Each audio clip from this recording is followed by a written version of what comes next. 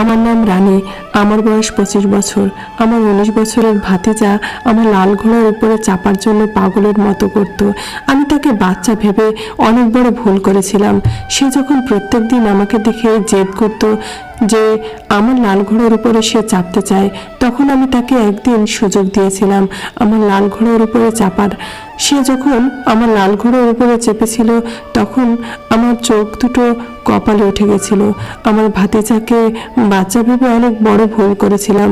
সেদিন সে লাইট বন্ধ করে আমার লাল ঘোড়ার উপরে চেপে যা করেছিল, তাতে আমার চোখ মুখ লাল হয়ে গেছিল। আমি খুব সুন্দরী ছিলাম বলে বড় আমার বিয়ে সাহিলের সঙ্গে দিয়েছিল। সাহিল খুব ধনী পরিবার থেকে বিলং করত। তার বাবা মা ছিল না, কিন্তু তাদের অনেক সম্পত্তি ছিল। কিন্তু সাহিল নিজেও অনেক বড় কোম্পানিতে চাকরি করত। আমি গরিব হওয়া সত্ত্বেও সাহিল আমাকে পছন্দ করেছিল, কারণ আমি দেখতে ভীষণ সুন্দর ছিলাম। সে আমাদের কাছে কোনো পণের দাবি করেনি। আমার বিয়ে নো ডিমান্ডে হয়েছিল। আমি তো খুব খুশি ছিলাম এটা ভেবে যে আমার বিয়ে সাহিলের সঙ্গে হচ্ছে। প্রত্যেকটা মেয়ের মতো আমিও নিজের বিয়ের জন্য খুব উত্তেজিত ছিলাম। তারপর বিয়ের পরে আমি যখন শ্বশুরবাড়ি চলে আসি, তখন সাহিলের বিশাল বড় বাড়ি দেখে আমি খুব খুশি হয়েছিলাম। আমি গরিব ঘরের মেয়ে ছিলাম, তাই এত বড় লোক ঘরে বিয়ে হবে আমি কোনোদিন আশা করিনি। আমাদের বিয়ের জন্য ননদও বাড়ি এসেছিল। আমাদের ননদের বিয়ে হয়ে গেছিল। আমাদের বিয়ের 2 বছর আগেই ননদের বিয়ে হয়েছিল। বিয়ের প্রথম দিন ফুলসজ্জার রাতে আমাদের বেডরুম দেখে খুব খুশি হয়েছিলাম, কারণ সাহিল পুরো ঘরটাকে গোলাপ ফুল দিয়ে সাজিয়েছিল এবং বিছানাটা এত সুন্দরভাবে সাজিয়েছিল যে আমি স্বপ্নেও ভাবিনি যে আমার ফুলসজ্জার রাত এত সুন্দর রুমে হবে। তারপর সাহিল যখন রুমে এসেছিল, তখন আমি লম্বা ঘোমটা দিয়ে বিছানায় বসেছিলাম এবং মনে মনে খুব খুশি ছিলাম। তারপর সাহিল আমার কাছে এসে আমার হাত ধরে বলেছিল, আমি তোমাকে কথা দিচ্ছি তোমার কোনোদিন কোনো কিছুর অসুবিধা হতে দেব না। তারপর বর আমার উপরে অনেক ভালোবাসা লুটিয়েছিল। প্রথমে তো আমার একটু লজ্জা লাগছিল, কিন্তু ধীরে ধীরে সাহিল যত আমার কাছে এসেছিল, আমার লজ্জা কেটে গেছিল। সারা রাত আমরা একে অপরকে অনেক ভালোবাসা দিয়েছিলাম। তারপর সকাল হতেই বর বলেছিল সে নাকি সেদিনই বিদেশ চলে যাবে, তার জরুরি কাজ আছে। বর বিদেশ চলে যাবে সেটা শুনে তো আমি খুব আশ্চর্য হয়েছিলাম, কারণ সে এই কথাটা বিয়ের আগে বলেনি যে বিয়ের পরের দিন সে বিদেশ চলে যাবে। বর বিদেশে চলে যাবে এই কথাটা শুনে আমি তাকে জড়িয়ে ধরে কাঁদতে শুরু করেছিলাম। বর তখন আমাকে অনেক বুঝিয়েছিল যে সে কিছুদিনের মধ্যেই বাড়ি ফিরে আসবে এবং তার জন্য নাকি এই মিটিংটা খুব জরুরি। বিয়ের পরে যখন কোনো স্বামী তার স্ত্রীকে রেখে বাইরে চলে যায়, সেটার কষ্টটা আমি খুব ভালোভাবে জানতাম। সেদিন ভোরবেলা আমি বরকে অনেক রিকোয়েস্ট করেছিলাম সে যাতে আমাকে ছেড়ে বিদেশে না যায়, কিন্তু সে আমার কোনো কথা শোনেনি। উল্টে সে আমাকে বুঝিয়েছিল যে তাকে বিদেশে যেতেই হবে। তারপর সেদিন সারা রাত বরের সঙ্গে কথাবার্তা বলতে বলতেই সকাল হয়ে যায়। তারপর বর তাড়াতাড়ি বিছানা থেকে উঠে বিদেশে যাওয়ার জন্য তৈরি হয়। বর যতক্ষণ তৈরি হচ্ছিল, আমি ততক্ষণ এই কথাটা ভেবে কেঁদে যাচ্ছিলাম যে বিয়ে হতে একটা দিনও হয়নি আর বর আমাকে ছেড়ে বিদেশে চলে যাবে। তাহলে আমি এত বড় বাড়িতে কিভাবে একা থাকবো? কারণ আমার ননদ তো আর 2 দিন পরেই তার নিজের শ্বশুর বাড়ি চলে যাবে বলেছিল। আর এমনিতেও আমি ননদকে কতদিন এই বাড়িতে রাখতাম? তার নিজেরও স্বামী আছে, সংসার আছে। সে নিজের স্বামী ও শ্বশুর বাড়ি ছেড়ে আমার কাছে তো বেশি দিন থাকতে পারতো না। আমার তো এই কথাটা ভেবে খুব রাগ হচ্ছিল যে বর আগে কেন বলেনি যে সে আমাদের বিয়ের পরের দিন বিদেশে চলে যাবে। তারপর বর বিদেশে যাওয়ার আগে আমাকে একটা কথা বলেছিল যে তোমার চিন্তা করার কোনো কারণ নেই, কারণ আমার ভাতিজাকে এই বাড়িতে ডেকেছিল। সে নিজের পড়াশোনা এখান থেকেই করবে এবং তোমার খেয়ালও রাখবে। সে কালকেই এখানে চলে আসবে, তাই তুমি একদম চিন্তা করো না। আমি তোমার কথা ভেবেই আমার ভাতিজাকে এখানে ডেকেছি, যাতে তোমাকে এত বড় বাড়িতে একা মনে না হয়। আমার অনেক বারণ করা সত্ত্বেও বর আমাকে একা রেখে বিদেশে চলে যায়। পরের দিন সকালবেলা আমার ননদও তার শ্বশুর বাড়ি চলে যায়। সেদিন আমার বরের ভাইপোর আসার কথা ছিল। সেদিন আমি বাড়িতে একদমই একাই ছিলাম। তাই ভাবলাম আস্তাবলে যে লাল রঙের ঘোড়াটা আছে তাকে একবার দেখে আসি। আসলে আমাদের বাড়ির পেছন দিকে একটা আস্তাবল ছিল। ওই আস্তাবলে দুটো লাল রঙের মেয়ে ঘোড়া ছিল। আমার বর পশু পাখিদের খুব ভালোবাসতো এবং আমার বরের ঘোড়ার খুব শখ ছিল। ওই আস্তাবলে নাকি এর আগে আরও অনেক ঘোড়া ছিল, কিন্তু আমার বর তাদের সময় দিতে না পারায় এখন মাত্র দুটো ঘোড়া এসে ঠেকেছে। তারপর ঘোড়া দুটো দেখাশোনা করার পরে আমি যখন ঘরে গেলাম তখন অত বড় বাড়ি দেখে আমার বড্ড ভয় লাগছিল। মনে হচ্ছিল বরের অত বড় বাড়িটা আমাকে যেন গেলে আসছে। তারপর বরের কথা মনে করে আমি আবার যখন কাঁদতে শুরু করেছিলাম ঠিক ওই সময় আমাদের বাড়ির বেল বেজে উঠল। বাড়ির দরজা খুলতেই দেখলাম একটা হাট্টাকাট্টা ছেলে আমার সামনে দাঁড়িয়েছিল। তাকে দেখে আমি আন্দাজ লাগিয়েছিলাম যে সে আমার বরের ভাইপো, কারণ বিয়ের সময় আমি তাকে একবার দেখেছিলাম। বর তো বলেছিল তার ভাইপোর নাকি 18 বছর বয়স, কিন্তু তার শরীর স্বাস্থ্য দেখে কোনো মতেই মনে হয়নি যে সে 18 বছরের যুবক। ঘরের দরজা খুলতে সে আমার দিকে তাকিয়ে বলল, চাচি তোমাকে ভীষণ সুন্দর লাগছে দেখতে, তুমি ভীষণ সুন্দরী। আমার চাচা খুব ভাগ্যবান যে তোমার মতো সুন্দরী বউ পেয়েছে। তার মুখে নিজের তারিফ শুনতে আমি একটু লজ্জা পেয়ে বললাম, আমার তারিফ পরে করবে, তুমি এখন ভিতরে চলে এসো। আমি তখন বরকে ফোন করে বলেছিলাম যে তার ভাইপো চলে এসেছে। বরের ভাইপোর নাম হাফিজ, আমার ভাসুরের ছেলে। মানে হাফিজের এ বাড়িতে আসার পরেও আমি বরকে ফোন করে কান্নাকাটি করতাম ও বলতাম সে যাতে বাড়িতে ফিরে চলে আসে। তখন বর আমাকে একটাই কথা বলতো, তার কাজ শেষ না হওয়া পর্যন্ত সে বাড়ি ফিরে আসতে পারবে না। এদিকে হাফিজের আসার পরে সে আমার সঙ্গে এত কথা বলতো ও গল্প করত যে আমার হাসতে ইচ্ছা না করলেও আমি মাঝে মধ্যে হেসে ফেলতাম, কারণ বরের বিদেশে চলে যাওয়ার পরে আমার মন খুব খারাপ থাকতো। যেহেতু আমি বরকে কাছে পেতে চাইতাম, এদিকে ধীরে ধীরে হাফিজ তার প্রত্যেকটা কথা আমার সঙ্গে শেয়ার করত এবং সে প্রত্যেক দিন আমার সৌন্দর্যের খুব তারিফ করত।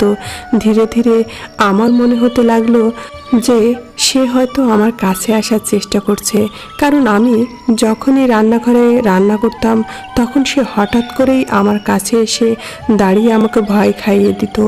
আমি তো তাকে বাচ্চা ভেবে কিছু বলতাম না, কিন্তু তার এই জিনিসগুলো আমার ভীষণ খারাপ লাগতো। সে আমাদের এখানে একটা কলেজে অ্যাডমিশন নিয়েছিল। সে বাড়ির বাইরে গেলে আমাকে বলে যেত। একদিন আমি যখন আস্তাবলে আমার লাল ঘোড়াটার পিঠে হাত বুলিয়ে তাকে একটু আদর করছিলাম, তখন হাফিজ আমার কাছে এসে বলেছিল, চাচি এই লাল ঘোড়াটা ঠিক তোমার মতোই সুন্দরী, তুমি যেমন ভীষণ সুন্দরী, তোমার এই লাল ঘোড়াটাও খুব সুন্দরী। একদিন আমি তোমার এই লাল ঘোড়ার উপরে বসবো এবং অশ্বারোহণ করব। চাচি তুমি আমাকে কবে তোমার লাল ঘোড়ার উপরে বসতে দেবে? আমি তো হাফিজের কথা শুনে তার কথাটাকে উড়িয়ে দিতাম, কিন্তু সে প্রত্যেক দিন আমাকে এই কথাটাই বলতো যে চাচি তুমি আমাকে কবে তোমার লাল ঘোড়ার উপরে বসতে দেবে? আমি তো প্রত্যেকবার হেসে তার কথাটাকে উড়িয়ে দিতাম, কিন্তু ধীরে ধীরে তার এই কথার মানে আমার খুব খারাপ লাগতে শুরু হয়। আমি তখন ঘরের ভিতরে দরজা বন্ধ করে বরকে ফোন করতাম এবং কাঁদতাম, কিন্তু আমি নিজের মনের কথাগুলো বরকে বলতে পারতাম না। একদিন রাত্রিবেলা আমি যখন নিজের ঘরে ঘুমিয়েছিলাম তখন মনে হলো ভাইপোর ঘর থেকে যেন কিছু আওয়াজ আসছে। আমি ওই আওয়াজ শুনে তো ভয়ে চুপচাপ শুয়ে পড়েছিলাম। আমার তো সাহস হয়নি এটা দেখার যে তার ঘর থেকে এটা কিসের আওয়াজ আসছে। এমনকি এই বেশ কিছুদিনে আমি তার একটা জিনিস লক্ষ্য করেছিলাম, সে প্রত্যেক দিন মোবাইলের মধ্যে কিছু না কিছু দেখতো এবং আমি যখনই তার পাশে যেতাম সে ঘাবড়ে গিয়ে মোবাইলটাকে বন্ধ করে রেখে দিত। জানি না সে মোবাইলের মধ্যে এমন কি দেখতো যে আমাকে দেখা মাত্রই মোবাইলটাকে বন্ধ করে রেখে দিত। আমি তাকে কোনো কিছু জিজ্ঞেস করার সাহস পাইনি, কারণ জানি না কেন আমার মনের মধ্যে এটা ভয় ছিল যে আমি বাড়িতে একা আছি এবং আমি যদি তাকে কোনো কিছু জিজ্ঞেস করতে যাই এবং সে যদি আমার সঙ্গে কোনো কিছু খারাপ করে বসে, তাহলে তো আমি তো কাউকে মুখ দেখানোর যোগ্য থাকবো না, কারণ মানুষ তো সবসময় মেয়েদেরকে খারাপ মনে করে। আমি তো বুঝতে পারছিলাম না এই কথাগুলো আমি কাকে বলবো। তারপর সেদিন রাত্রিবেলা অনেক বৃষ্টি হচ্ছিল এবং সেদিনও অর্ধেক রাতে হাফিজের রুম থেকে একটা অন্যরকম আওয়াজ আসছিল। ভেবেছিলাম আজ গিয়ে দেখব যে সে রুমের মধ্যে এমন কি করে এবং তার রুম থেকে এটা কিসের শব্দ আসে, কিন্তু ওই রাতে অন্ধকারে আমার নিজের রুম থেকে বেরোনোর সাহস হয়নি। উল্টো আমি বরকে ফোন করে অনেক রিকোয়েস্ট করে বলেছিলাম সে যাতে বাড়ি ফিরে চলে আসে, কিন্তু সে প্রত্যেকবার একটাই কথা বলতো। পরের দিন সকালবেলা আমি যখন রান্নাঘরে জলখাবারের আয়োজন করছিলাম, তখন হাফিজ রান্নাঘরে এসে আমার পাশে দাঁড়িয়ে বলল, চাচি তুমি কবে লাল ঘোড়ার উপরে চাপতে দেবে? আমার আর সবর হচ্ছে না, আমার ধৈর্যের বাঁধ ভেঙে গেছে। আমার খুব ইচ্ছে করে তার কথাগুলো শুনে আমার বুকের ভেতরটা ভয়ে কেঁপে উঠেছিল, কারণ আমি অত বড় বাড়িতে একাই ছিলাম এবং আমার ভাসুরের ছেলের মুখ থেকে ওই ধরনের কথা শুনে মনে মনে ভীষণ ভয় পেয়েছিলাম। কিন্তু আমি তাকে ধরা দেইনি যে আমি তার কথায় ভয় পেয়েছি বা আমি তার মনের নোংরা চিন্তাধারা বুঝতে পেরেছি। তারপর আমি ইচ্ছে করে হেসে তার ওই কথাটাকে উড়িয়ে দিতাম। সেদিন হাফিজ যখন কলেজে চলে গেছিল, তখন আমি ঘরে একা বসে খুব কেঁদেছিলাম, কারণ এই কথাগুলো আমি কাকে বলতাম? এই কথাগুলো শোনার মতো আমার পাশে কেউ ছিল না। ভেবেছিলাম বরকে হাফিজের ব্যাপারে বলবো, কিন্তু বর যদি আমাকেই খারাপ ভেবে বসে, এই ভয়ে আমি বরকেও কিছু বলতে পারিনি। এদিকে প্রত্যেক দিন রাতে হাফিজের ঘর থেকে আজব ধরনের আওয়াজ আসতো। ওই আওয়াজ শুনে আমি ভয় পেয়ে চুপচাপ নিজের ঘরের দরজা বন্ধ করে শুয়ে পড়তাম আর ভাবতাম আমার বর যদি কাছে থাকতো তাহলে আজ আমাকে এতটা ভয় লাগতো না। এভাবে বেশ কিছুদিন চলার পরে সেদিন রাত্রিবেলাতেও যখন হাফিজের ঘর থেকে একটা অন্যরকম আওয়াজ আসছিল, তখন আমি না পেরে নিজের মনটাকে শক্ত করে ভেবে নিয়েছিলাম, আর যাই হোক না কেন আজ আমি দেখবই যে আমার ভাইপোর ঘর থেকে এটা কিসের শব্দ আসে এবং সে রাতের বেলা তার ঘরের মধ্যে কি করে। আমি মনে মনে তার ব্যাপারে যেটা ভেবেছিলাম সেটাই কি সঠিক ছিল, না আমি হাফিজকে ভুল ভেবেছিলাম? এটা যাচাই করার জন্য আমি সেদিন তার সত্যিটা নিজের চোখেই দেখতে চেয়েছিলাম। তারপর নিজের রুম থেকে বেরিয়ে আমি যখন আস্তে করে তার রুমের দিকে গেলাম, তখন দেখলাম রুমের দরজাটা ভেতর থেকে লক করা ছিল। ঘরের জানালার দিকে যেতেই দেখলাম জানালাটাও ভেতর দিক থেকে বন্ধ করা ছিল, কিন্তু জানালার মধ্যে যে একটা ছোট ফুটো ছিল, সেই ফুটোর মধ্যে চোখ রেখে ভেতরের দৃশ্য দেখতেই আমার ভেতর কেঁপে উঠেছিল, কারণ জানে না সে মোবাইলের মধ্যে কি দেখছিল এবং মোবাইলের মধ্যে ওই ভিডিওগুলো দেখার পরে সে উদ্ভট কাণ্ড করছিল এবং মুখ থেকে আজব ধরনের শব্দ বের করছিল।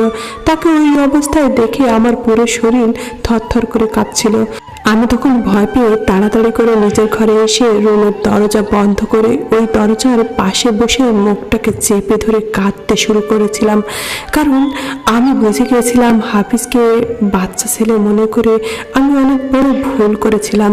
কারণ সে যখন ইচ্ছে তখন আমার ঘরের ভেতরে চলে আসতো এবং সারাদিন আমার সঙ্গে গল্প করত। আমি কিন্তু এই জিনিসগুলোকে অত গুরুত্ব দিতাম না। সেদিন রাত্রিবেলা তার ওই সব কাণ্ড কারখানা দেখার পরে আমি ভেবে নিয়েছিলাম সকালবেলা তাকে জিজ্ঞেস করব যে সে রাত্রিবেলা মোবাইলে কে দেখেছিল এবং সে মুখের মধ্যে কেন ওই সব আওয়াজ করছিল। সেদিন সারা রাত ভয়ে আমার ঘুম হয়নি, কারণ আমার মনে একটা ভয় বসে গেছিল হাফিজের প্রতি। সকালবেলা আমি যখন আমার ঘোড়া দুটোকে দেখতে গিয়েছিলাম, তখন তাদের একটু সেবা যত্ন করার পরেই ঘরে আসতে দেখি হাফিজ দরজার সামনে দাঁড়িয়েছিল। সে আমাকে সকালবেলা দেখে চমকে গিয়ে বলল, চাচি কি ব্যাপার, তুমি এত সকালে উঠে পড়েছ? তুমি তো এত সকালে ওঠো না। আমি তখন হাফিজকে বললাম, তুমি এত সকালে উঠে কি করছো? তোমার এত সকালে ওঠার কি দরকার? আমি তো প্রত্যেকদিন সকালে উঠি। এবং বলল, আমার সুন্দরী চাচি, আমি তো তোমার লাল ঘোড়ার উপরে চেপে আরোহণ করতে চাই। সকাল সকাল তোমার লাল ঘোড়ার উপরে চাপতে দারুণ লাগবে। তার মুখ থেকে এসব কথা শোনার পরে আমি নিজের রাগ সামলাতে না পেরে বললাম, তোমার খুব ইচ্ছে না আমার লাল ঘোড়ার উপরে চাপার? আমি আজ দেখতে চাই তুমি কিভাবে আমার লাল ঘোড়ার উপরে চাপো। চলো আমাকেও দেখাও।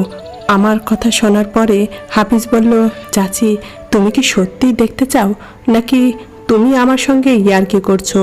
আমি তখন অনেক বেশি রেগে গিয়ে বললাম, আমি কোনো ইয়ার্কি করছি না, আমি সত্যিই দেখতে চাই যে তুমি কিভাবে লাল ঘোড়ার উপরে চাপবে। কারণ তুমি যখন থেকে এসেছো তখন থেকে তোমার এই একটাই কথা শুনে হেসে উড়িয়ে দিচ্ছি।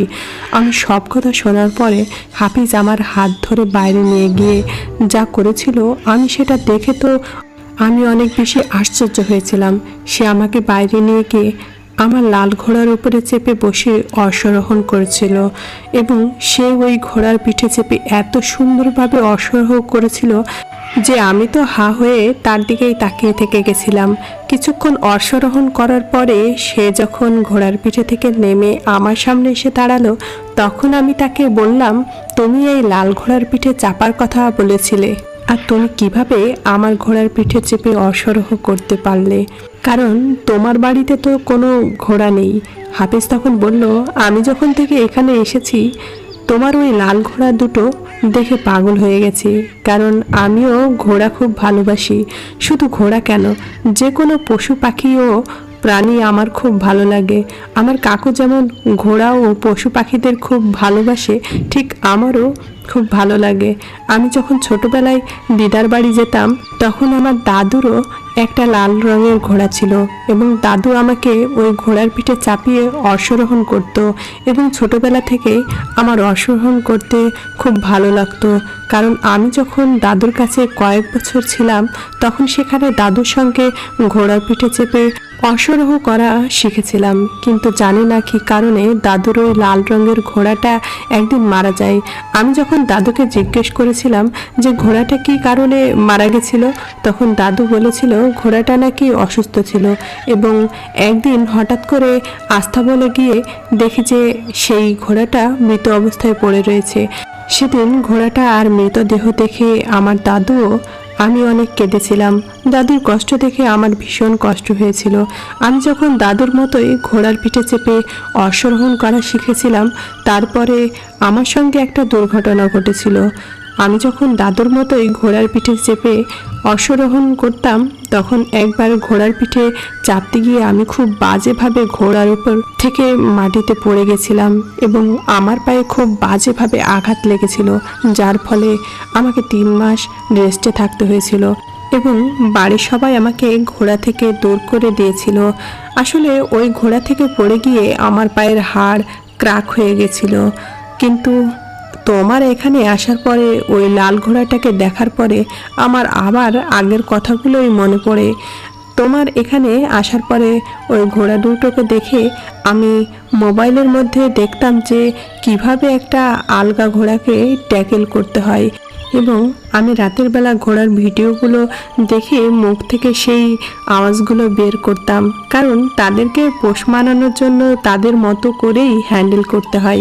আসলে প্রত্যেকটা পশুকে পোষ মানানোর জন্য একটা করে নির্দিষ্ট শব্দ থাকে এবং আমরা যখন সেই শব্দটা মুখ দিয়ে বের করি তখন ওই শব্দের মাধ্যমেই তারা বুঝতে পারে যে আমরা তার প্রভু।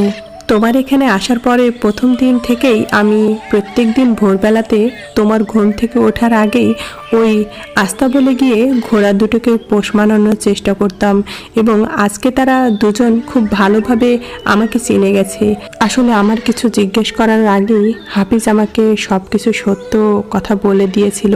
কারণ হাফিজ আমার কথা বলার ধরন দেখে বুঝে গেছিল যে আমি কেন আজ সকালবেলা তার সঙ্গে রেগে গিয়ে এরকমভাবে কথাবার্তা বলেছি। বলছিলাম। সে আমার ইশারা বুঝতে পেরেছিল। হাফিজের কথা শোনার পরে আমার তো পায়ের তলা থেকে মাটি সরে গেছিল, কারণ আমি তাকে অনেক ভুল ভেবেছিলাম এবং তার সঙ্গে এই ব্যাপারে কথা বলার পরে আমার নিজেকেই খুব লজ্জা লাগছিল, কারণ আমি তাকে খুব খারাপ ভেবেছিলাম। আমার মনে তার প্রতি যা ঘৃণা ছিল সেটা আমি নিজের মন থেকে বের করে ফেলেছিলাম। তারপর সেদিন রাত্রিবেলা যখন আমি হাফিজের সঙ্গে বসে খাবার খেয়েছিলাম এবং সে যখন খাবার খেয়ে নিজের রুমে গিয়ে শুয়ে পড়েছিল, তার কিছুক্ষণ পরে আমাদের বাড়ির বেল বেজে উঠেছিল। তখন রাত্রি 11টা বাজছিল। বাড়ির দরজা খোলার আগে আমি এটা ভাবছিলাম, এত রাত্রিবেলা আমার বাড়িতে কে এসেছে। আমি যখন দরজা খোলার আগে জিজ্ঞেস করলাম বাইরে কে, তখন বরের গলার আওয়াজ শুনতে পেয়ে আমি তাড়াতাড়ি দরজা খুলতেই আমার খুশির ঠিকানা ছিল না, কারণ বর আমার সামনে দাঁড়িয়েছিল। তারপর বর বলেছিল সে নাকি আমাকে সারপ্রাইজ দিবে বলে আমাকে আগে থেকে কিছু জানায়নি, যে সে আজ রাতেই বাড়ি ফিরবে। তাকে দেখা মাত্রই আমি তাকে জড়িয়ে ধরেছিলাম এবং তাকে অনেক চুমু দিয়েছিলাম। বর বলেছিল সে আর বিদেশে যাবে না, তার যা কাজ ছিল সব কাজ সেরে এসেছে। সেদিন আমি বরকে দেখে ভেবেছিলাম যে আমি যদি হাফিজের ব্যাপারে কিছু বরকে বলে দিতাম তাহলে আমি বরের কাছে খারাপ হয়ে যেতাম, কারণ হাফিজের মনে তো সেরকম কিছু ছিল না যেরকমটা আমি ভেবেছিলাম। হাফিজের কথাবার্তার ধরন দেখে আমি তার প্রতি মনে মনে যা ধারণা করেছিলাম সেটা আমার মনে সম্পূর্ণ ভুল ধারণা ছিল। এজন্যই বলে কিছু কিছু কথার আগে থেকেই খারাপ মানে বের করতে নেই, সেই কথাটাকে আগে যাচাই করে নেওয়া উচিত। যেমনটা আমি ভেবেছিলাম, আমি হাফিজের কথাই খুব খারাপ মানে ভেবেছিলাম, যেটা ও কখনোই বলতে চায়নি। সেদিনের পর থেকে বর আর কোনোদিন আমাকে ছেড়ে বিদেশে যায়নি এবং হাফিজও আমার ছেলের মতোই আমার খুব খেয়াল রাখতো এবং আমার সঙ্গে খুব কথা বলতো। এমনকি বর যখন অফিসে ব্যস্ত থাকতো তখন হাফিজ বাড়ির সমস্ত বাজার ঘাট করে দিত। আমি এখন বরের সঙ্গে অনেক খুশি আছি এবং হাফিজকেও নিজের ছেলে মনে করেই ভালোবাসি। বন্ধুরা, আজকের গল্পটি এখানেই শেষ করছি। গল্পতে কোনো ভুল ত্রুটি থাকলে ক্ষমা করে দিবেন। গল্পটি ভালো লাগলে অবশ্যই লাইক, শেয়ার, সাবস্ক্রাইব করতে ভুলবেন না। ধন্যবাদ।